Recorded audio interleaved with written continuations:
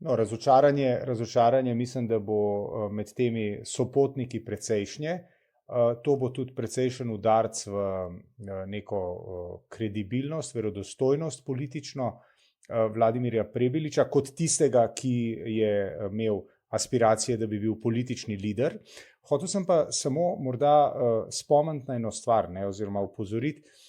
Namreč ta ponovno neuspešen, za zdaj kaže neuspešen samostojni naskok v državno politiko, se ponovno potrjuje to, da če si uspešen na lokalni politični sceni, uspešen tako ali drugače, to ne pomeni nujno avtomatske prevedbe, ta beseda je zdaj v zadnjem obdobju kar moderna. A res, privedba? Prevedba. Ja, to se uporablja v kontekstu dolgotrajne oskrbe. Skratka, da to ne pomeni avtomatične prevedbe na nacionalni politični oder.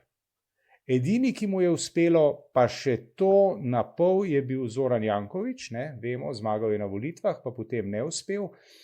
Zdaj mu je uspelo, ker ima vpliv na nacionalno politiko prek svojega prijatelja Roberta Goloba.